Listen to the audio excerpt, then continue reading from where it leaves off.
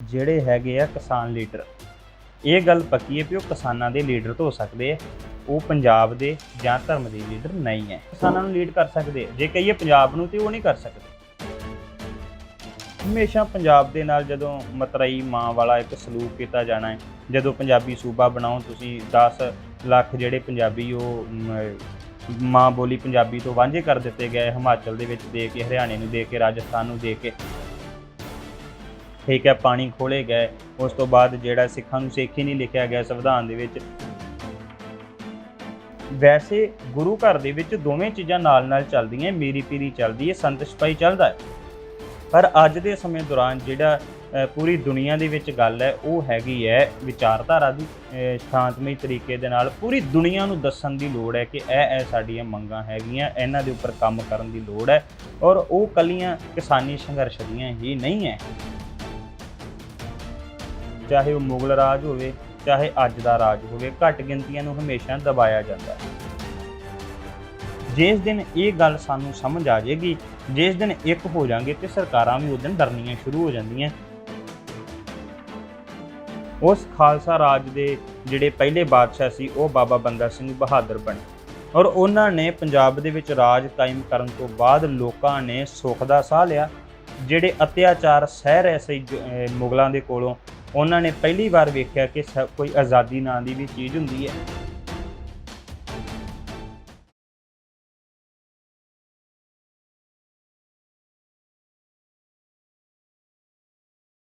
ਸਤਿ ਸ੍ਰੀ ਅਕਾਲ ਦੋਸਤੋ, ਮੈਂ ਗੁਰਿੰਦਰ ਸਿੰਘ ਬਾਰ, ਤੁਸੀਂ ਦੇਖ ਰਹੇ ਹੋ ਸਰਖਾਤ ਟੀਵੀ।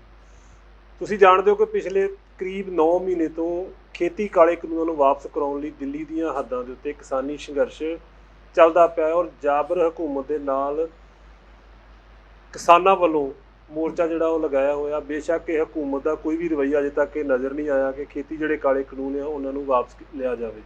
ਸਾਡੇ ਨਾਲ ਪ੍ਰਸਿੱਧ ਸਿੱਖ ਪ੍ਰਚਾਰਕ ਭਾਈ ਬਲਕਾਰ ਸਿੰਘ ਸੂਰੇਪੁਰ ਅਜਨਾਲਾ ਮੌਜੂਦ ਨੇ, ਜਿਹੜੇ ਸ਼੍ਰੋਮਣੀ ਗੁਰਦੁਆਰਾ ਪ੍ਰਬੰਧਕ ਕਮੇਟੀ ਦੇ ਵਿੱਚ ਵੀ ਆਪਣੀਆਂ ਪ੍ਰਚਾਰਕ ਵਜੋਂ ਸੇਵਾਵਾਂ ਦੇ ਰਹੇ ਨੇ। ਬਲਕਾਰ ਸਿੰਘ ਜੀ, ਪਹਿਲਾਂ ਤਾਂ ਵਾਹਿਗੁਰੂ ਜੀ ਕਾ ਖਾਲਸਾ, ਵਾਹਿਗੁਰੂ ਜੀ ਕੀ ਫਤਿਹ। ਵਾਹਿਗੁਰੂ ਜੀ ਕਾ ਖਾਲਸਾ, ਵਾਹਿਗੁਰੂ ਜੀ ਕੀ ਫਤਿਹ ਜੀ। ਖੇਤੀ ਕਾਲੇ ਕਾਨੂੰਨਾਂ ਦੀ ਮੈਂ ਗੱਲ ਕੀਤੀ ਆ, ਮੈਂ ਚਾਹੁੰਦਾ ਕਿ ਉਸ ਤੋਂ ਪਹਿਲਾਂ ਆਪਾਂ ਗੱਲ ਕਰ ਲਈਏ ਕਿ ਜ਼ਮੀਨਾਂ ਦੇ ਮਾਲਕਾਂ ਹੱਕ ਦੀ ਗੱਲ ਕੀਤੀ ਆ। ਇਹ ਪੂਰਾ ਵਿਸਤਾਰ 'ਚ ਦੱਸੋ, ਤੁਸੀਂ ਇਤਿਹਾਸ ਦੇ ਨੇੜੇ ਤੋਂ ਵਾਚ ਕਰਦੇ ਹੋ, ਪੜ੍ਹਦੇ ਹੋ, ਕਿ ਜ਼ਮੀਨਾਂ ਦੇ ਮਾਲਕ ਹੋਣ ਦਾ ਹੱਕ ਜਿਹੜਾ ਸਾਨੂੰ ਕਦੋਂ ਤੇ ਕਿਵੇਂ ਮਿਲਿਆ? ਬਿਲਕੁਲ ਜੀ, ਇਹ ਭਾਰਤ ਜਿਹੜਾ ਸਦੀਆਂ ਤੋਂ ਗੁਲਾਮ ਰਿਹਾ। ਲਗਭਗ 712 ਈਸਵੀ ਦੇ ਵਿੱਚ ਪਹਿਲੀ ਵਾਰ ਮੁਹੰਮਦ ਬਿਨ ਕਾਸਿਬ ਜਿਹੜਾ ਇੱਕ ਮੁਸਲਮਾਨ ਜਰਨੈਲ ਸੀ, ਉਹਨੇ ਭਾਰਤ ਦੇ ਉੱਪਰ ਹਮਲਾ ਕੀਤਾ। ਬਸ ਉਸ ਦਿਨ ਤੋਂ ਲੈ ਕੇ ਫਿਰ ਕਦੇ ਲੋਧੀ ਖਾਨਦਾਨ ਤੇ ਕਦੇ ਮੁਗਲ ਜਿਹੜੇ ਆ ਉਹ ਭਾਰਤ ਦੇ ਉੱਪਰ ਰਾਜ ਕਰਦੇ ਰਹੇ। ਔਰ ਜਿਹੜੀ ਇਹ ਜ਼ਮੀਨ ਹੁੰਦੀ ਸੀ ਇਹ ਲਗਭਗ ਹਾਕਮਾਂ ਦੇ ਕੋਲ ਹੁੰਦੀ ਸੀ, ਔਰ ਇਹ ਜਿਹੜੇ ਲੋਕ ਹੈ ਕੇਵਲ ਉਹਦੇ ਵਿੱਚ ਖੇਤੀ ਕਰ ਸਕਦੇ ਸੀ, ਉਹਦਾ ਟੈਕਸ ਤਾਰਨਾ ਪੈਂਦਾ ਸੀ। ਪਰ ਮਲਕੀਅਤ ਜਿਹੜੀ ਸੀ ਉਹ ਲੋਕਾਂ ਦੇ ਕੋਲ ਨਹੀਂ ਸੀ। ਜਿਸ ਵਕਤ ਪੰਜਾਬ ਦੇ ਵਿੱਚ ਗੁਰੂ ਗੋਬਿੰਦ ਸਿੰਘ ਮਹਾਰਾਜ ਜੰਗਾਂ ਕਰਨ ਤੋਂ ਬਾਅਦ 4 ਸਾਹਿਬਜ਼ਾਦਿਆਂ ਦੀ ਸ਼ਹਾਦਤ ਤੋਂ ਬਾਅਦ ਨੰਦੇੜ ਦੀ ਧਰਤੀ ਦੇ ਉੱਪਰ ਜਾਂਦੇ ਆ, ਔਰ ਉੱਥੇ ਜਾ ਕੇ ਬਾਬਾ ਬੰਦਾ ਸਿੰਘ ਬਹਾਦਰ ਨੂੰ, ਜਿਹੜਾ ਮਾਧੋ ਦਾਸ ਇੱਕ ਵੈਰਾਗੀ ਦੇ ਰੂਪ ਵਿੱਚ ਸੀ, ਉਹਨੂੰ ਅੰਮ੍ਰਿਤ ਛਕਾ ਕੇ, ਸਿੰਘ ਸਜਾ ਕੇ, ਉਹਨੂੰ ਨਾਲ ਕੁਝ ਨਿਸ਼ਾਨੀਆਂ ਦੇ ਕੇ, ਉਹਨੂੰ ਨਾਲ 5 ਸਿੱਖ ਦੇ ਕੇ, ਤੀਰ ਦੇ ਕੇ, ਨਗਾਰਾ ਦੇ ਕੇ, ਤੇ ਪੰਜਾਬ ਦੀ ਧਰਤੀ 'ਤੇ ਭੇਜਦੇ ਆ। ਜਦੋਂ ਹੁਕਮਨਾਮੇ ਲੈ ਕੇ ਉਹ ਵੱਖ-ਵੱਖ ਥਾਵਾਂ ਦੇ ਉੱਪਰ ਜਿਹੜਾ ਹੁਕਮਨਾਮੇ ਗੁਰੂ ਗੋਬਿੰਦ ਸਿੰਘ ਦੇ ਭੇਜਦਾ ਹੈ, ਤੇ ਉਸ ਤੋਂ ਬਾਅਦ ਜਿਹੜਾ ਉਹ ਵੱਖ-ਵੱਖ ਜਿਹੜੇ ਇਲਾਕੇ ਸੀ ਉਹ ਬਾਬਾ ਬੰਦਾ ਸਿੰਘ ਬਹਾਦਰ ਨੇ ਜਿੱਤਣੇ ਸ਼ੁਰੂ ਕੀਤੇ, ਜਿਵੇਂ ਕਪੂਰੀ ਨੂੰ ਜਿੱਤਿਆ, ਸਡੌਰੇ ਨੂੰ, ਠਸਕੇ ਨੂੰ, ਔਰ ਸਭ ਤੋਂ ਵੱਡਾ ਨਿਸ਼ਾਨਾ ਜਿਹੜਾ ਸੀ ਉਹ ਸਰਹੰਦ ਸੀ। ਸਰਹੰਦ ਦੇ ਵਜ਼ੀਰ ਖਾਨ ਨੇ ਚੱਪੜਚਿੜੀ ਦੇ ਮੈਦਾਨ ਵਿੱਚ ਬਾਬਾ ਬੰਦਾ ਸਿੰਘ ਬਹਾਦਰ ਦਾ ਟਾਕਰਾ ਕੀਤਾ, ਪਰ ਜਿਹੜੇ ਜੋਸ਼ ਵਿੱਚ ਆਏ ਸਿੱਖ ਸੀ ਉਹ ਜਿੱਤ ਗਏ। ਵਜ਼ੀਰ ਖਾਨ ਜਿਹੜਾ ਉਹ ਮਾਰਿਆ ਗਿਆ। ਸਰਹੰਦ ਦੇ ਵਿੱਚ ਜਦੋਂ ਸਿੱਖਾਂ ਨੇ ਕਬਜ਼ਾ ਕਰ ਲਿਆ ਤੇ ਪੰਜਾਬ ਦੇ ਵਿੱਚ ਪਹਿਲੀ ਵਾਰ ਖਾਲਸਾ ਰਾਜ ਸਥਾਪਿਤ ਕੀਤਾ ਗਿਆ। ਉਸ ਖਾਲਸਾ ਰਾਜ ਦੇ ਜਿਹੜੇ ਪਹਿਲੇ ਬਾਦਸ਼ਾਹ ਸੀ ਉਹ ਬਾਬਾ ਬੰਦਾ ਸਿੰਘ ਬਹਾਦਰ ਬਣੇ, ਔਰ ਉਹਨਾਂ ਨੇ ਪੰਜਾਬ ਦੇ ਵਿੱਚ ਰਾਜ ਕਾਇਮ ਕਰਨ ਤੋਂ ਬਾਅਦ ਲੋਕਾਂ ਨੇ ਸੁੱਖ ਦਾ ਸਾਹ ਲਿਆ। ਜਿਹੜੇ ਅਤਿਆਚਾਰ ਸਹਿ ਰਹੇ ਸੀ ਮੁਗਲਾਂ ਦੇ ਕੋਲੋਂ, ਉਹਨਾਂ ਨੇ ਪਹਿਲੀ ਵਾਰ ਵੇਖਿਆ ਕਿ ਕੋਈ ਆਜ਼ਾਦੀ ਨਾਂ ਦੀ ਵੀ ਚੀਜ਼ ਹੁੰਦੀ ਹੈ, ਔਰ ਬਾਬਾ ਬੰਦਾ ਸਿੰਘ ਬਹਾਦਰ ਨੇ ਉਹਨਾਂ ਨੂੰ, ਜਿਹੜੇ ਮਿਹਨਤ ਕਰਨ ਵਾਲੇ ਲੋਕ ਸੀ, ਉਹਨਾਂ ਨੂੰ ਉਹਨਾਂ ਦੇ ਹੱਕ ਦਿੱਤੇ। ਉਹ ਪਹਿਲੀ ਵਾਰ ਆਪਣੀਆਂ ਆਪਣੀਆਂ ਜ਼ਮੀਨਾਂ ਦੇ ਮਾਲਕ ਬਣੇ, ਫਿਰ ਇੱਥੇ ਬਸਨੇ। ਉਹਨਾਂ ਨੇ ਜਿਹੜਾ ਖਾਲਸਾ ਰਾਜ ਦਾ ਸਿੱਕਾ ਜਾਰੀ ਕੀਤਾ, ਮੋਹਰ ਜਾਰੀ ਕੀਤੀ, ਤੇ ਉਹ ਵੀ ਆਪਣੇ ਨਾਮ ਦੇ ਉੱਪਰ ਨਹੀਂ, ਬਲਕਿ ਗੁਰੂ ਸਾਹਿਬਾਨਾਂ ਦੇ ਨਾਮ ਦੇ ਉੱਪਰ ਦੇਗੋ ਤੇਗੋ ਫਤਿਹ ਨੁਸਰਤ ਬੇਦਰੰਗ ਆਜ਼ਾਫਤ ਨਾਨਕ ਗੁਰੂ ਗੋਬਿੰਦ ਸਿੰਘ। ਪਹਿਲੀ ਵਾਰ ਬਾਬਾ ਬੰਦਾ ਸਿੰਘ ਬਹਾਦਰ ਨੇ ਪੰਜਾਬ ਦੇ ਲੋਕਾਂ ਨੂੰ, ਪੰਜਾਬੀਆਂ ਨੂੰ ਉਹਨਾਂ ਦੇ ਹੱਕ ਦਿਵਾਏ। ਸੋ ਭਾਈ ਸਾਹਿਬ, ਕੀ ਸਮਝਦੇ ਹੋ ਕਿ ਜਿਹੜਾ ਪਿਛਲਾ ਸਮਾਂ ਸੀ, ਜਦੋਂ ਦੀ ਤੁਸੀਂ ਗੱਲ ਕੀਤੀ ਆ ਕਿ ਮੁਗਲ ਸਾਮਰਾਜ ਦੇ ਕੋਲੋਂ ਕਿਸਾਨਾਂ ਨੂੰ ਉਹਨਾਂ ਦੀ ਜ਼ਮੀਨਾਂ ਦੇ ਮਾਲਕਾਂ ਨਾਲ ਹੱਕ ਦਿਵਾਏ, ਅੱਜ ਦਾ ਦੌਰ ਹੈ ਕਿ ਅੱਜ ਵੀ ਭਾਰਤੀ ਹਕੂਮਤ ਜਿਹੜਾ ਉਹਦਾ ਜ਼ਬਰ ਸਾਹਮਣੇ ਆ ਰਿਹਾ ਹੈ ਕਿ ਉਹ ਧੱਕੇ ਨਾਲ, ਜੋ ਕਿਸਾਨ ਕਹਿ ਰਹੇ ਨੇ, ਜੋ ਲੋਕ ਕਹਿ ਰਹੇ ਨੇ ਕਿ ਕਾਰਪੋਰੇਟ ਘਰਾਣਿਆਂ ਦੀ ਸ਼ਹਿ 'ਤੇ ਪੰਜਾਬ ਦੇ ਕਿਸਾਨਾਂ ਦੀ ਜਿਹੜੀ ਜ਼ਮੀਨ ਨੱਪਣਾ ਚਾਹੁੰਦੀ ਹੈ, ਕਿੰਨਾ ਕੁ ਫਰਕ ਹੈ ਉਸ ਦੌਰ ਦੇ ਵਿੱਚ ਤੇ ਅੱਜ ਦੀ ਹਕੂਮਤ ਦੇ ਦੌਰ ਵਿੱਚ? ਲਗਭਗ ਜੇ ਕਹੀਏ ਤੇ ਫਰਕ ਤੇ ਕੋਈ ਨਹੀਂ ਹੈ, ਕਿਉਂਕਿ ਜਿਹਦੀ ਵੀ ਹਕੂਮਤ ਹੁੰਦੀ ਹੈ ਉਹ ਹਮੇਸ਼ਾ ਘੱਟ ਗਿਣਤੀਆਂ ਨੂੰ ਦਬਾਉਂਦੀ ਹੈ। ਇੱਦਾਂ ਹੀ ਚਾਹੇ ਉਹ ਮੁਗਲ ਰਾਜ ਹੋਵੇ, ਚਾਹੇ ਅੱਜ ਦਾ ਰਾਜ ਹੋਵੇ, ਘੱਟ ਗਿਣਤੀਆਂ ਨੂੰ ਹਮੇਸ਼ਾ ਦਬਾਇਆ ਜਾਂਦਾ ਹੈ। ਉਦੋਂ ਵੀ ਜਿਹੜੀ ਜ਼ਮੀਨਾਂ ਸੀ ਉਹ ਮਾਲਕ ਮੁਗਲ ਸੀ, ਵੱਡੇ ਵੱਡੇ ਹਾਕਮ ਸੀ, ਚੌਧਰੀ ਸੀ, ਤੇ ਇਹ ਜਿਹੜੇ ਗਰੀਬ ਕਿਸਾਨ ਇਹ ਕੇਵਲ ਕੰਮ ਕਰਨ ਵਾਸਤੇ ਸੀ। ਅਗਰ ਇਹ ਜਿਹੜੇ ਕਾਨੂੰਨ ਹੈ ਉਹ ਜਦੋਂ ਲਾਗੂ ਹੁੰਦੇ ਆ ਤੇ ਇਦਾਂ ਹੀ ਫੇਰ ਹੋਵੇਗਾ ਕਿ ਕਾਰਪੋਰੇਟ ਘਰਾਣੇ ਜਿਹੜੇ ਉਹ ਮਾਲਕ ਹੋਣਗੇ ਤੇ ਆਮ ਲੋਕ ਜਿਹੜੇ ਉਹਦੇ ਵਿੱਚ ਮਜ਼ਦੂਰੀ ਕਰਨ ਵਾਸਤੇ ਕੇਵਲ ਹੋਣਗੇ, ਉਹਨਾਂ ਦੇ ਕੋਲ ਹੱਕ ਨਹੀਂ ਰਹਿ ਜਾਣਗੇ। ਕੋਈ ਫਰਕ ਨਹੀਂ ਹੈ ਉਸ ਰਾਜ ਦੇ ਵਿੱਚ ਤੇ ਇਸ ਰਾਜ ਦੇ ਵਿੱਚ। ਹਮੇਸ਼ਾ ਸਿੱਖਾਂ ਦੇ ਨਾਲ ਬੇਇਨਸਾਫੀ ਹੋਈ ਹੈ, ਉਹਨਾਂ ਨੂੰ ਹਮੇਸ਼ਾ ਦਬਾਉਣ ਦੀ ਕੋਸ਼ਿਸ਼ ਕੀਤੀ ਹੈ, ਚਾਹੇ ਉਹ ਦੇਸ਼ ਦੀ ਵੰਡ ਤੋਂ ਬਾਅਦ ਵੀ ਕਿਉਂ ਨਾ ਹੋਵੇ, ਤੇ ਚਾਹੇ ਵੈਸੇ ਤੇ ਕਿਸਾਨਾਂ ਨੇ ਹਮੇਸ਼ਾ ਬੜਾ ਦੁੱਖ ਭੋਗਿਆ। ਉਹਨਾਂ ਨੇ ਪਹਿਲਾਂ ਉਹਨਾਂ ਦੇ ਉਜਾੜੇ ਹੋਏ 47 ਦੇ ਵਿੱਚ, ਉਸ ਤੋਂ ਬਾਅਦ ਜਿਹੜਾ ਇੱਥੇ ਆਣ ਕੇ ਆਬਾਦ ਹੋਏ, ਭਾਵੇਂ ਹਰੀ ਕ੍ਰਾਂਤੀ ਦੇ ਨਾਮ ਦੇ ਉੱਪਰ ਜਿਹੜਾ ਵਾ ਉਹ ਬਹੁਤ ਕੁਝ ਕੀਤਾ ਗਿਆ, ਪਾਣੀ ਜ਼ਰੀਲੇ ਹੋ ਗਏ, ਉਹਨਾਂ ਨੇ ਆਪਣਾ ਆਪ ਸਾਰਾ ਗਵਾ ਕੇ ਵੀ ਇਸ ਦੇਸ਼ ਦਾ ਜਿਹੜਾ ਉਹ ਢਿੱਡ ਭਰਿਆ, ਦੇਸ਼ ਨੂੰ ਜਿਹੜਾ ਅਨਾਜ ਦਿੱਤਾ। ਪਰ ਅੱਜ ਜਦੋਂ ਅਨਾਜ ਆ ਗਿਆ ਹੈ ਤੇ ਉਦੋਂ ਫਿਰ ਉਹੀ ਹਾਲਤ ਕੀਤੀ ਜਾ ਰਹੀ ਜਿਹੜੀ ਹਾਲਤ ਮੁਗਲਾਂ ਨੇ ਇਸ ਮਤਲਬ ਕਿਸਾਨਾਂ ਦੇ ਨਾਲ ਕੀਤੀ ਸੀ, ਉਹੀ ਕੁਝ ਅੱਜ ਦੀ ਸਰਕਾਰ ਕਰ ਰਹੀ। ਸੋ ਭਾਈ ਸਾਹਿਬ, ਕਾਮਰੇਡ ਵਿਚਾਰਧਾਰਾ ਬੇਸ਼ੱਕ ਸਾਡੇ ਕਿਸਾਨੀ ਅੰਦੋਲਨ ਨੂੰ ਲੀਡ ਕਰ ਰਹੀ ਹੈ। ਬਹੁਤ ਘੱਟ ਵੇਖਣ 'ਚ ਮਿਲਿਆ ਹੈ ਕਿ ਕਾਮਰੇਡ ਵਿਚਾਰਧਾਰਾ ਰੱਖਣ ਵਾਲੇ ਲੋਕਾਂ ਵੱਲੋਂ ਸਿੱਖ ਧਰਮ ਨਾਲ ਸੰਬੰਧਿਤ ਜਿਹੜੇ ਸਾਡੇ ਸਿੱਖ ਸ਼ਹੀਦ ਸਨ, ਉਹਨਾਂ ਦੇ ਜਨਮ ਦਿਨ ਜਾਂ ਉਹਨਾਂ ਦੇ ਸ਼ਹੀਦੀ ਦਿਹਾੜੇ ਮਨਾਏ ਜਾਂਦੇ ਸਨ। ਅੱਜ ਇੱਕ ਸੰਯੁਕਤ ਕਿਸਾਨ ਮੋਰਚੇ ਵੱਲੋਂ ਗੱਲ ਵੇਖਣ ਚਾਹੀ ਕਿ ਬਾਬਾ ਬੰਦਾ ਸਿੰਘ ਬਹਾਦਰ ਜੀ ਦਾ ਸ਼ਹੀਦੀ ਦਿਹਾੜਾ ਜਿਹੜਾ ਆ ਉਹ ਮਨਾਉਣ ਨੂੰ ਪਹਿਲ ਦਿੱਤੀ ਗਈ ਆ ਕਿ ਅਸੀਂ ਬਾਬਾ ਬੰਦਾ ਸਿੰਘ ਬਹਾਦਰ ਦੀ ਸੋਚ ਵਾਂਗੀ ਜਿਹੜੀ ਲੜਾਈ ਆ ਉਹ ਲੜ ਰਹੇ। ਤੁਸੀਂ ਕੀ ਮੰਨਦੇ ਹੋ ਕਿ ਬਾਬਾ ਬੰਦਾ ਸਿੰਘ ਬਹਾਦਰ ਜੀ ਦੀ ਉਸ ਵੇਲੇ ਦੀ ਜਿਹੜੀ ਸੋਚ ਆ ਉਸ ਨੂੰ ਹੁਣ ਵੀ ਇਹਨਾਂ ਲੋਕਾਂ ਦੁਆਰਾ ਅਪਣਾਇਆ ਜਾਣਾ ਚਾਹੀਦਾ, ਉਸ ਤਰੀਕੇ ਨਾਲ ਜਿਹੜਾ ਆ ਸੰਘਰਸ਼ ਦੀ ਪ੍ਰਾਪਤੀ ਲਈ ਸਾਨੂੰ ਜਿਹੜਾ ਸੰਘਰਸ਼ ਕਰਨਾ ਚਾਹੀਦਾ? ਨਹੀਂ, ਵੇਖੋ, ਬਾਬਾ ਬੰਦਾ ਸਿੰਘ ਬਹਾਦਰ ਦੀ ਜਿਹੜੀ ਮਹਾਨ ਸੋਚ ਸੀ, ਉਹਨਾਂ ਨੇ ਅਤਿਆਚਾਰ ਖਤਮ ਕੀਤੇ, ਜ਼ੁਲਮ ਰਾਜ ਖਤਮ ਕੀਤਾ, ਜਿਹੜੇ ਲੋਕ ਜ਼ਾਲਮ ਬਣੇ ਹੋਏ ਸੀ ਉਹਨਾਂ ਨੂੰ ਖਤਮ ਕੀਤਾ। ਉਹ ਦੌਰ ਇਦਾਂ ਦਾ ਸੀ। ਅੱਜ ਦਾ ਦੌਰ ਜਿਹੜਾ ਉਹ ਇੱਕ ਭਾਵੇਂ ਕਿ ਲੋਕਤੰਤਰ ਆ ਗਿਆ, ਉਹ ਕਹਿਣ ਦਾ ਲੋਕਤੰਤਰ ਹੈ, ਪਰ ਉਹਦੇ ਵਿੱਚ ਜਿਹੜੇ ਹੱਕ ਲੋਕਾਂ ਨੂੰ ਮਿਲਣੇ ਚਾਹੀਦੇ ਸੀ ਉਹ ਨਹੀਂ ਮਿਲ ਪਾਏ। ਵੈਸੇ ਇਹ ਸਾਰੇ ਹੱਕ ਜਿਹੜੇ ਹੈ ਉਹ ਬਾਬਾ ਬੰਦਾ ਸਿੰਘ ਬਹਾਦਰ ਦੇ ਸਮੇਂ ਤੋਂ ਹੀ ਮਿਲਣੇ ਸ਼ੁਰੂ ਹੋਏ, ਅੱਜ ਵੀ ਨਹੀਂ ਮਿਲ ਸਕੇ। ਉਹਦਾ ਸ਼ਹੀਦੀ ਦਿਹਾੜਾ ਮਨਾਉਣਾ ਉਸ ਜਰਨੈਲ ਦਾ ਜਿਹਨੇ ਪੰਜਾਬ ਨੂੰ ਪੰਜਾਬ ਦੇ ਹੱਕ ਦਿਵਾਏ, ਇਹ ਇੱਕ ਵਧੀਆ ਗੱਲ ਹੈ, ਵਧੀਆ ਸੋਚ ਹੈ। ਉਹਨਾਂ ਨੇ ਆਪਣੀ ਖਾਤਰ ਨਹੀਂ ਬਲਕਿ ਇਹਨਾਂ ਦੀ ਖਾਤਰ, ਜੇ ਉਹ ਆਪਣੇ ਵਾਸਤੇ ਕੁਝ ਲੈਣਾ ਚਾਹੁੰਦੇ ਤੇ ਉਹ ਬਾਦਸ਼ਾਹੀ ਲੈ ਸਕਦੇ ਸੀ, ਰਾਜ ਭਾਗ ਲੈ ਸਕਦੇ ਸੀ, ਆਪਣੇ ਵਾਸਤੇ ਨਹੀਂ, ਲੋਕਾਂ ਦੀ ਖਾਤਰ ਉਹਨਾਂ ਨੇ ਸ਼ਹਾਦਤ ਦਾ ਜਿਹੜਾ ਜਾਮ ਪੀਤਾ, ਕੌਮ ਦੇ ਅਸੂਲਾਂ ਦੇ ਉੱਪਰ ਉਹਨਾਂ ਨੇ ਪਹਿਰਾ ਦਿੱਤਾ। ਜੇ ਅੱਜ ਉਹਨਾਂ ਦਾ ਸ਼ਹੀਦੀ ਦਿਹਾੜਾ ਮਨਾਇਆ ਜਾ ਰਿਹਾ ਤਾਂ ਇੱਕ ਚੰਗੀ ਗੱਲ ਹੈ, ਜਾਗਰਤੀ ਆਈ ਹੈ ਕਿ ਸਾਡਾ ਵੀ ਕਦੇ ਇਸ ਖਿੱਤੇ ਦੇ ਵਿੱਚ ਰਾਜ ਹੁੰਦਾ ਸੀ ਤੇ ਸਿੱਖ ਰਾਜ ਦੇ ਪਹਿਲੇ ਬਾਦਸ਼ਾਹ ਤਾਂ ਹੀ ਆਪਾਂ ਬਾਬਾ ਬੰਦਾ ਸਿੰਘ ਬਹਾਦਰ ਨੂੰ ਕਹਿੰਦੇ ਹਾਂ, ਤੇ ਚੰਗੀ ਗੱਲ ਉਹਨਾਂ ਦਾ ਸ਼ਹੀਦੀ ਦਿਹਾੜਾ ਮਨਾਇਆ ਜਾ ਰਿਹਾ। ਮੈਂ ਸੋਚ ਦੀ ਗੱਲ ਕੀਤੀ ਸੀ ਕਿ ਉਹਨਾਂ ਦੀ ਸੋਚ ਨੂੰ ਹੂਬਹੂ ਜਿਹੜਾ ਅਪਣਾਉਣਾ ਚਾਹੀਦਾ ਕਿ ਸੰਘਰਸ਼ ਦੀ ਜਿਹੜੀ ਪ੍ਰਾਪਤੀ ਹੈ ਉਹ 'ਚ ਆਸਾਨੀ ਹੋ ਸਕੇ। ਨਹੀਂ, ਸੋਚ ਤੇ ਅਪਣਾਉਣੀ ਹੀ ਚਾਹੀਦੀ ਹੈ। ਉਹਨਾਂ ਦੀ ਕਿਹੜੀ ਸੋਚ ਸੀ, ਪਰ ਦੁਖਾਂਤ ਇਸ ਗੱਲ ਦਾ ਵੀ ਉਹਨਾਂ ਦੀ ਮਹਾਨ ਸੋਚ ਅੱਜ ਵਾਲੀ ਸੋਚ ਬਹੁਤ ਛੋਟੀ ਹੈ, ਬਹੁਤ ਥੱਲੇ ਹੈ। ਉਹਨਾਂ ਵਾਲੀ ਸੋਚ ਤੇ ਅਸੀਂ ਉਹਨਾਂ ਦੇ ਅਸੂਲਾਂ ਤੇ ਪਾਏ ਪੂਰਨਿਆਂ ਤੇ ਚੱਲ ਸਕਦੇ ਹਾਂ, ਉਹਨਾਂ ਦੇ ਪਾਏ ਦਰਸਾਏ ਹੋਏ ਰਸਤੇ ਤੇ ਚੱਲ ਸਕਦੇ। ਉਹਨਾਂ ਨੇ ਕਿਵੇਂ ਉਹਨਾਂ ਦੇ ਤੇ ਇੱਕ ਪੱਖ ਦੇ ਵਿੱਚ ਕਈ ਜਿਹੜੇ ਪੱਖ ਛੁਪੇ ਹੁੰਦੇ ਸੀ।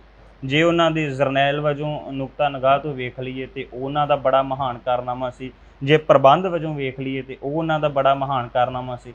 ਔਰ ਉਹ ਜਰਨੈਲ ਜਿਹੜਾ ਸੀ ਉਹਦੇ ਆਪਾਂ ਪਾਏ ਪੂਰਨਿਆਂ ਤੇ ਚੱਲ ਸਕਦੇ ਹਾਂ ਕਿ ਉਹਨਾਂ ਨੇ ਕੀ ਸਾਡੇ ਵਾਸਤੇ ਕੀਤਾ ਤੇ ਅਸੀਂ ਅੱਜ ਕੀ ਕਰ ਰਹੇ ਹਾਂ, ਬਲਕਿ ਇੱਕ ਵਾਰ ਸਾਨੂੰ ਸੋਚਣਾ ਜ਼ਰੂਰ ਚਾਹੀਦਾ ਕਿ ਉਹਨਾਂ ਨੇ ਕੀਤਾ ਕੀ ਸੀ ਸਾਡੇ ਵਾਸਤੇ। ਸੰਯੁਕਤ ਕਿਸਾਨ ਮੋਰਚੇ ਦੀ ਗੱਲ ਕਰ ਲਈਏ, ਪੰਜਾਬ ਦੇ ਕਿਸਾਨਾਂ ਦੀ ਗੱਲ ਕਰ ਲਈਏ ਜਾਂ ਦੇਸ਼ ਦੇ ਕਿਸਾਨਾਂ ਦੀ ਗੱਲ ਕਰ ਲਈਏ, ਕਿਉਂਕਿ ਜੇ ਬਾਬਾ ਬੰਦਾ ਸਿੰਘ ਬਹਾਦਰ ਜੀ ਦੀ ਸਮੁੱਚੀ ਕੁਰਬਾਨੀ ਨੂੰ, ਉਹਨਾਂ ਦੇ ਜੀਵਨ ਨੂੰ ਵੇਖਿਆ ਜਾਵੇ ਤਾਂ ਉਹਨਾਂ ਨੇ ਸਮੁੱਚੇ ਭਾਰਤ ਦੀ ਆਜ਼ਾਦੀ ਲਈ ਜੋ ਗੁਰੂ ਪਾਤਸ਼ਾਹ ਦਾ ਸੰਦੇਸ਼ ਸੀ, ਜੋ ਉਹਨਾਂ ਦੀ ਮਰਿਆਦਾ ਸੀ, ਉਹਦੇ ਅਨੁਸਾਰ ਹੀ ਅੱਗੇ ਪਹਿਰਾ ਦਿੱਤਾ।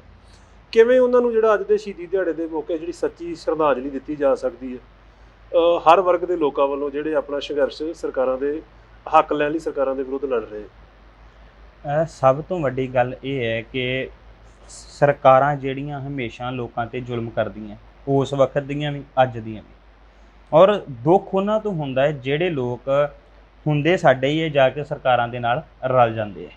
ਜਦੋਂ ਬਾਬਾ ਬੰਦਾ ਸਿੰਘ ਬਹਾਦਰ ਦਾ ਦੌਰ ਸੀ, ਉਸ ਵਕਤ ਵੀ ਬਹੁਤ ਸਾਰੇ ਉਹ ਲੋਕ ਜਿਹੜੇ ਗੁਲਾਮੀ ਭੁਗਤ ਰਹੇ ਸੀ, ਗੁਰੂ ਗੋਬਿੰਦ ਸਿੰਘ ਨੇ ਵੀ ਉਹ ਲੋਕ ਜਿਹੜੇ ਗੁਲਾਮੀ ਭੁਗਤ ਰਹੇ ਸੀ ਉਹਨਾਂ ਨੂੰ ਕਿਹਾ ਸੀ ਵੀ ਆਓ ਤੁਹਾਨੂੰ ਆਜ਼ਾਦੀ ਦਿਵਾਈਏ, ਤੁਸੀਂ ਨਾਲ ਤੁਰੋ।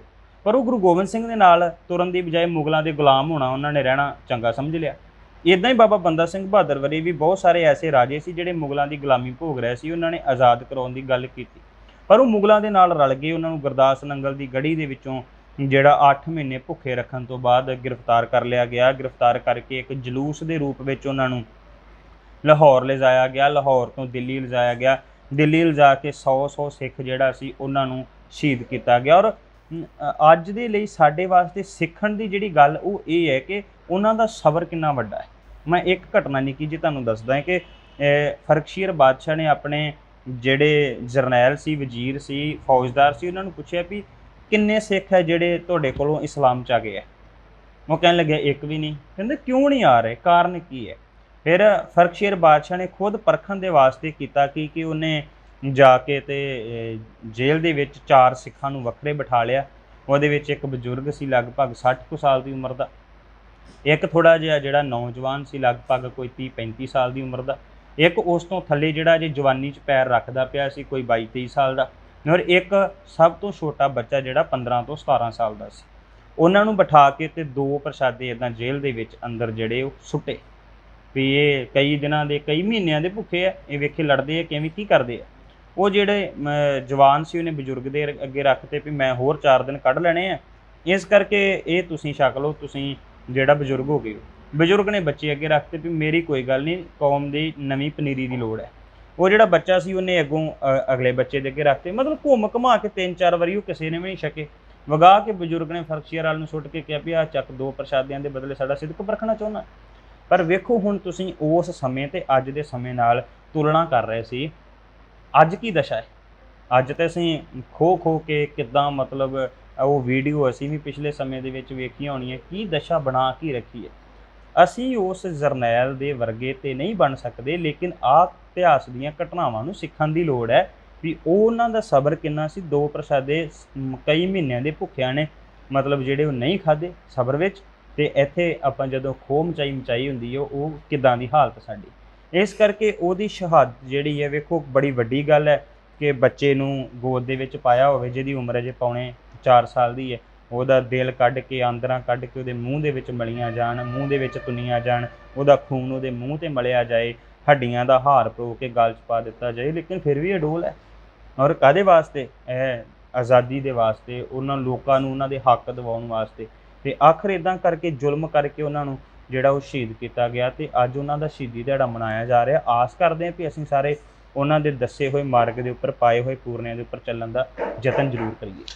ਭਾਈ ਸਾਹਿਬ, ਇੱਕ ਸਵਾਲ ਮੇਰੇ ਮਨ 'ਚ ਜਿਹੜਾ ਉਹ ਬਾਰ-ਬਾਰ ਉੱਠਦਾ ਹੈ ਕਿ ਸ਼ਾਂਤਮਈ ਤਰੀਕੇ ਨਾਲ ਕਿਹਾ ਜਾਂਦਾ ਹੈ ਕਿ ਆਪਣੀਆਂ ਮੰਗਾਂ ਦੀ ਪ੍ਰਾਪਤੀ ਹੋ ਸਕਦੀ ਹੈ, ਪਰ ਜੇ ਸਿੱਖ ਇਤਿਹਾਸ ਵੱਲ, ਗੁਰੂ ਕਾਲ ਵੱਲ ਨਜ਼ਰ ਮਾਰੀਏ, ਸਿੱਖ ਜਰਨੈਲਾਂ ਦੀ ਗੱਲ ਕਰੀਏ ਤਾਂ ਸ਼ਾਂਤਮਈ ਤਰੀਕਾ ਤਾਂ ਉਹਨਾਂ ਨੂੰ ਵੀ ਆਉਂਦਾ ਸੀ, ਪਰ ਸਮੇਂ ਦੀ ਹਾਕਮ ਨਾਲ ਜਿਹੜਾ ਆ ਸੰਘਰਸ਼ ਕਰਕੇ, ਕੁਰਬਾਨੀਆਂ ਦੇ ਕੇ ਫਿਰ ਜਿਹੜਾ ਅਮਨ ਕਾਨੂੰਨ ਦਾ ਰਾਜ ਉਹਨਾਂ ਨੇ ਬਹਾਲ ਕੀਤਾ।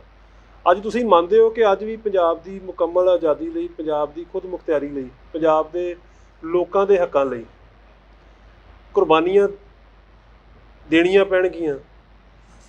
ਆਪਣੇ ਆਪ ਨੂੰ ਉੱਥੇ ਖੜ ਕੇ ਵੇਖਣਾ ਪਏਗਾ ਜਿੱਥੇ ਜਿਵੇਂ ਸਾਡੇ ਸਿੰਘ ਸ਼ਹੀਦ ਹੋਏ ਨੇ, ਸਾਡੇ ਯੋਧੇ ਹੋਏ ਨੇ, ਕੁਰਬਾਨ ਹੋਏ ਨੇ ਸਾਡੇ ਦੇਸ਼ ਦੇ ਤੋਂ, ਉਹਨਾਂ ਦੇ ਪਾਏ ਪੂਰੇ ਤੇ ਸਾਨੂੰ ਚੱਲਣਾ ਪਏਗਾ, ਫਿਰ ਕਿਤੇ ਜਾ ਕੇ ਜਿਹੜਾ ਸੰਘਰਸ਼ ਦੀ ਪ੍ਰਾਪਤੀ ਹੋਏਗੀ। ਨਹੀਂ, ਵੈਸੇ ਗੱਲ ਇੱਦਾਂ ਹੈ ਕਿ ਗੁਰੂ ਕਾਲ ਤੇ ਅੱਜ ਦਾ ਕਾਲ ਉਹਦੇ ਵਿੱਚ ਫਰਕ ਹੈ। ਮੈਂ ਪਹਿਲੀ ਗੱਲ ਇਹ ਪਹਿਲਾਂ ਵੀ ਕਹੀ ਸੀ, ਉਹਦਾ ਕਾਰਨ ਇਹ ਹੈ ਕਿ ਫਰਕ ਇਹ ਸੀ ਕਿ ਉਦੋਂ ਜਿਹੜਾ ਵਾ ਉਹ ਸੀ ਇਹ ਰਾਜ, ਔਰ ਉਹ ਰਾਜ ਸੀ ਖਾਨਦਾਨੀ ਰਾਜ, ਖਾਨਦਾਨੀ ਬਾਦਸ਼ਾਹੀ, ਖਾਨਦਾਨੀ ਸਾਰਾ ਕੁਝ।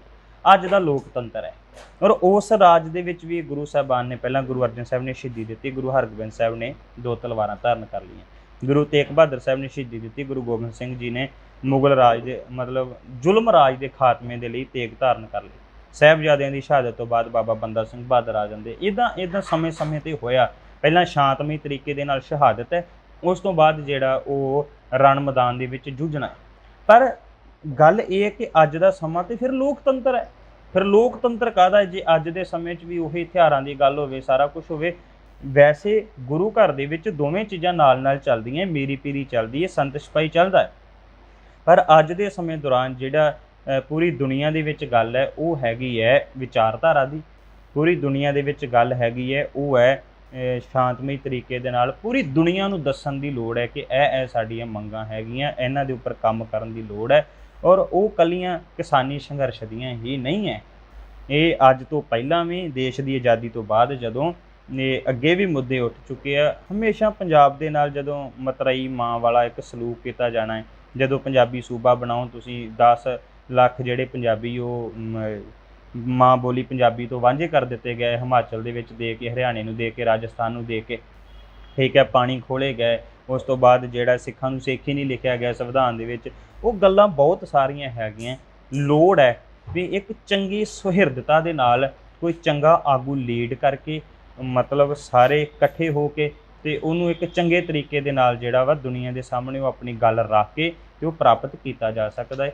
ਅੱਜ ਦਾ ਸਮਾਂ ਜਿਹੜਾ ਵਾ ਉਹ ਇਦਾਂ ਦਾ ਨਹੀਂ ਹੈਗਾ, ਉਹ ਸ਼ਾਂਤਮਈ ਵਾਲਾ ਹੀ ਹੈ। ਸੋ ਭਾਈ ਸਾਹਿਬ, ਕਿਸਾਨ ਜਿਹੜੇ ਲੀਡਰ ਨੇ ਉਹਨਾਂ ਵੱਲੋਂ ਲੀਡ ਕੀਤਾ ਜਾ ਰਿਹਾ। ਤੁਸੀਂ ਪੋਲੀਟੀਕਲ ਲੋਕਾਂ ਦੀ ਵੀ ਆਪਾਂ ਗੱਲ ਕੀਤੀ ਆ ਕਿ ਦੁਬਾਰਾ ਕਰ ਲੈਂਦੇ ਆ ਕਿ ਉਹਨਾਂ ਦਾ ਬਾਈਕਾਟ ਰਿਹਾ ਸਮੁੱਚੇ ਇਸ ਘਟਨਾਕ੍ਰਮ ਤੋਂ, ਜਿਸ ਵਿਸ਼ੇ ਨੂੰ ਲੈ ਕੇ ਆਪਾਂ ਜਿਹੜੀ ਅੱਜ ਦੀ ਗੱਲਬਾਤ ਕੀਤੀ ਹੈ। ਪਰ ਸਾਡੀਆਂ ਜਿਹੜੀਆਂ ਧਾਰਮਿਕ ਸਰਬੌਤ ਸੰਸਥਾਵਾਂ ਨੇ, ਹੋਰ ਵੀ ਜਥੇਬੰਦੀਆਂ ਨੇ, ਹੋਰ ਵੀ ਦਲ ਨੇ, ਸੰਪਰਦਾਵਾਂ ਨੇ, ਉਹਨਾਂ ਦਾ ਵੀ ਕੋਈ ਕਿਸਾਨ ਅੰਦੋਲਨ ਨੂੰ ਸਮਰਥਨ ਮਿਲਦਾ ਨਜ਼ਰ ਨਹੀਂ ਆਇਆ। ਕਿਉਂਕਿ ਅਸੀਂ ਉਹ ਵੀ ਸਾਰੇ ਜਿਹੜੇ ਆ ਸਾਡੇ ਵਾਂਗ ਹੀ ਪੰਜਾਬ ਦਾ ਖਾਂਦੇ ਆ, ਪੰਜਾਬ 'ਚ ਹੀ ਰਹਿੰਦੇ ਆ, ਪੰਜਾਬ 'ਚ ਹੀ ਵਿਚਰਦੇ ਆ। ਔਰ ਖੇਤੀਬਾੜੀ ਖੇਤਰ ਹੋਣ ਦਾ ਕਰਕੇ ਉਹਨਾਂ ਦਾ ਵੀ ਜਿਹੜਾ ਰੋਟੀ ਰੋਜੀ ਦਾ ਸਾਧਨ ਹੈ, ਰੁਜ਼ਗਾਰ ਆ, ਇਹਦੇ ਤੋਂ ਹੀ ਚੱਲਦਾ ਹੈ। ਪਰ ਧਾਰਮਿਕ ਖੇਤਰ ਦੇ ਜਿਹੜੇ ਲੋਕ ਨੇ ਉਹ ਇਹ ਤੋਂ ਵੱਖ ਨਜ਼ਰ ਆਏ ਨੇ। ਇਹਦੇ ਬਾਰੇ ਥੋੜਾ ਵਿਸਤਾਰ ਨਾਲ ਗੱਲ ਕਰ ਲਈਏ। ਇਸ ਤਰ੍ਹਾਂ ਹੈ ਕਿ ਜਿਹੜੇ ਹੈਗੇ ਆ ਕਿਸਾਨ ਲੀਡਰ, ਇਹ ਗੱਲ ਪੱਕੀ ਹੈ ਵੀ ਉਹ ਕਿਸਾਨਾਂ ਦੇ ਲੀਡਰ ਤੋਂ ਹੋ ਸਕਦੇ ਆ, ਉਹ ਪੰਜਾਬ ਦੇ ਜਾਂ ਧਰਮ ਦੇ ਲੀਡਰ ਨਹੀਂ ਹੈ। ਉਹਨਾਂ ਨੂੰ ਆਪਾਂ ਵੱਖਰੇ ਰੱਖ ਕੇ ਹੀ ਵੇਖਣਾ ਚਾਹੀਦਾ ਸਾਨੂੰ, ਤੇ ਵੇਖਦੇ ਵੀ ਆ ਕਿ ਉਹ ਕਿਸਾਨਾਂ ਦੇ ਲੀਡਰ ਕਿਸਾਨਾਂ ਨੂੰ ਲੀਡ ਕਰ ਸਕਦੇ। ਜੇ ਕਹੀਏ ਪੰਜਾਬ ਨੂੰ ਤੇ ਉਹ ਨਹੀਂ ਕਰ ਸਕਦੇ।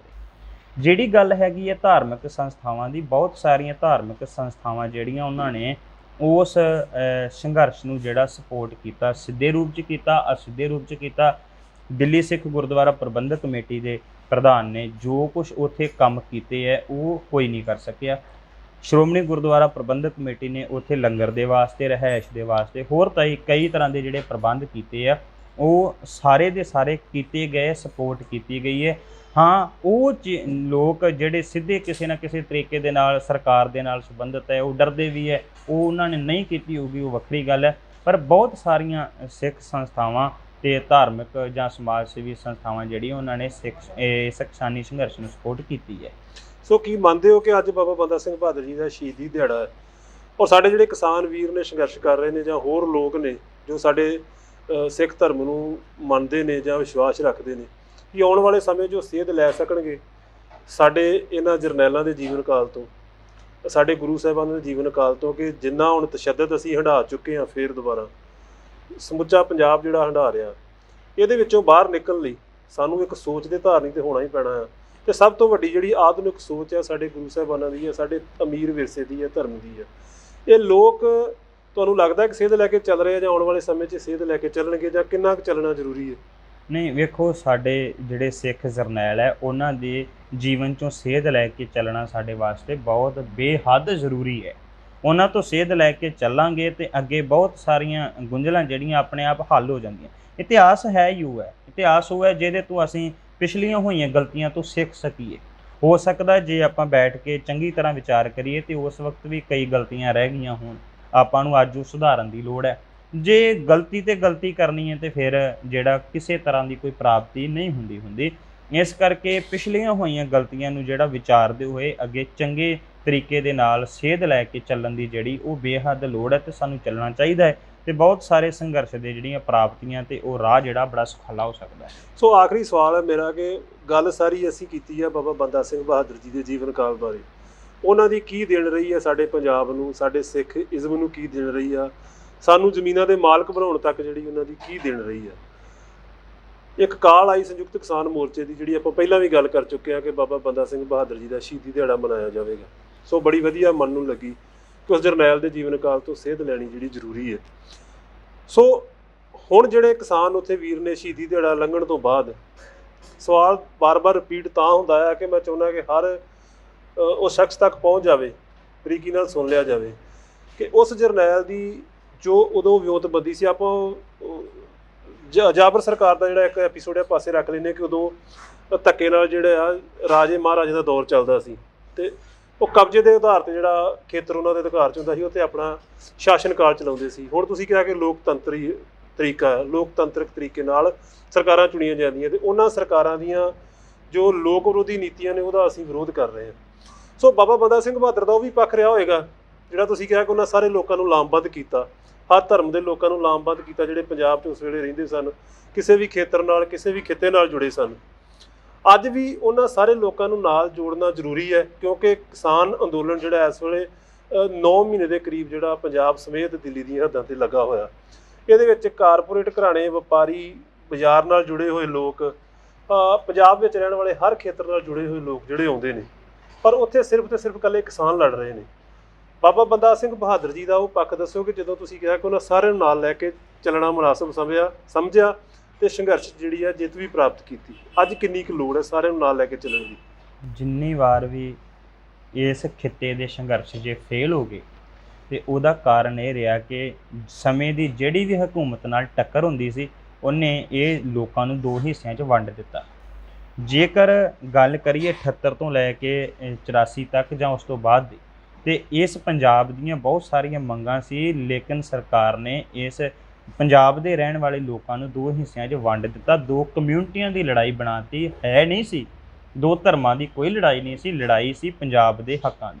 ਅੱਜ ਵੀ ਇਦਾਂ ਹੀ ਕੀਤਾ ਜਾ ਰਿਹਾ, ਯਤਨ ਬਹੁਤ ਕੀਤੇ ਜਾ ਰਹੇ ਵੀ ਇਹ ਸੰਘਰਸ਼ ਨੂੰ ਕੇਵਲ ਸਿੱਖਾਂ ਦੇ ਹੀ ਮੱਥੇ ਦੇ ਉੱਪਰ ਮੜਿਆ ਜਾਏ ਕਿ ਸਿੱਖਾਂ ਦਾ ਸੰਘਰਸ਼, ਇਦਾਂ ਦੀ ਗੱਲ ਨਹੀਂ ਹੈ। ਬਹੁਤ ਸਾਰੇ ਕਿਸਾਨ ਜਿਹੜੇ ਆ ਉਹ ਹਿੰਦੂ ਪਰਿਵਾਰਾਂ ਨਾਲ ਸੰਬੰਧਿਤ ਹੈ, ਇਸਲਾਮ ਨਾਲ ਸੰਬੰਧਿਤ ਵੀ ਹੋ ਸਕਦੇ ਆ, ਔਰ ਉੱਥੇ ਇਕੱਠੇ ਹੋ ਕੇ ਬੈਠੇ ਆ। ਉਹ ਜੇ ਪੰਜਾਬ ਹਰਿਆਣਾ ਇਕੱਠਾ ਹੋ ਕੇ ਉੱਥੇ ਬੈਠ ਸਕਦਾ ਤੇ ਉਹ ਇਕੱਲੇ ਸਾਰੇ ਉੱਥੇ ਸਿੱਖ ਹੀ ਨਹੀਂ, ਉੱਥੇ ਬਹੁਤ ਸਾਰੇ ਦੂਸਰੇ ਧਰਮਾਂ ਦੇ ਲੋਕ ਵੀ ਹੈ।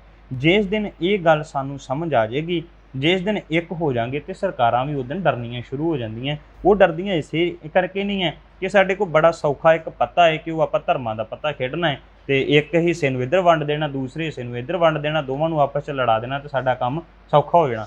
ਇੱਦਾਂ ਨਹੀਂ ਹੈ। ਜੇਕਰ ਆਪਾਂ ਇਕੱਠੇ ਹੋ ਕੇ ਸੱਚਮੁੱਚ ਇਹਨੂੰ ਕਿਸਾਨ ਦੇ ਲੜਾਈ ਬਣਾ ਕੇ ਚੱਲੀਏ, ਕਿਸਾਨ ਦਾ ਮੁੱਦਾ ਬਣਾ ਕੇ ਚੱਲੀਏ, ਜਾਂ ਮਤਲਬ ਆਪਣੇ ਖਿੱਤੇ ਦਾ ਮੁੱਦਾ ਬਣਾ ਕੇ ਚੱਲੀਏ, ਤੇ ਫਿਰ ਕਦੇ ਨਹੀਂ ਅਸੀਂ ਹਾਰ ਸਕਦੇ। ਫਿਰ ਜਿੱਤ ਜਿਹੜੀ ਹੈ ਉਹ ਜ਼ਰੂਰ ਹੁੰਦੀ ਹੈ। ਜੇਕਰ ਅਸੀਂ ਵੰਡੇ ਗਏ ਤੇ ਫਿਰ ਪ੍ਰਾਪਤੀਆਂ ਔਖੀਆਂ ਹੋ ਜਾਂਦੀਆਂ। ਲੋੜ ਅੱਜ ਵੀ ਲੋੜ ਹੈ ਕਿ ਆਪਾਂ ਇਕੱਠੇ ਹੋ ਕੇ ਚੱਲਣ ਦੀ ਲੋੜ ਹੈ, ਸਾਰਿਆਂ ਨੂੰ ਇੱਕ ਕਰਕੇ ਤੋਰਨ ਦੀ ਲੋੜ ਹੈ। ਸੋ ਤੁਹਾਡਾ ਕਹਿਣ ਦਾ ਮਤਲਬ ਕਿ ਪੰਜਾਬ ਦੀ ਹੋਂਦ ਦੀ ਜਿਹੜੀ ਲੜਾਈ ਆ ਉਹਨੂੰ ਮੁੱਖ ਰੱਖ ਕੇ ਸਾਰਿਆਂ ਨੂੰ ਇੱਕ ਝੰਡੇ ਹੇਠ ਇਕੱਠਾ ਹੋਣਾ ਜ਼ਰੂਰੀ ਹੈ। ਸੋ ਦੋਸਤੋ, ਸਿੱਖ ਪ੍ਰਚਾਰਕ, ਪ੍ਰਸਿੱਧ ਪ੍ਰਚਾਰਕ ਨੇ ਭਾਈ ਬਲਕਾਰ ਸਿੰਘ ਸੂਰੇਪੁਰੇ ਨਾਲਾ, ਜਿਨ੍ਹਾਂ ਦੇ ਵਿਚਾਰ ਤੁਸੀਂ ਅੱਜ ਬਾਬਾ ਬੰਦਾ ਸਿੰਘ ਬਹਾਦਰ ਜੀ ਦੇ ਸ਼ਹੀਦੀ ਦਿਹਾੜੇ ਨੂੰ ਸਮਰਪਿਤ ਸੁਣੇ ਨੇ।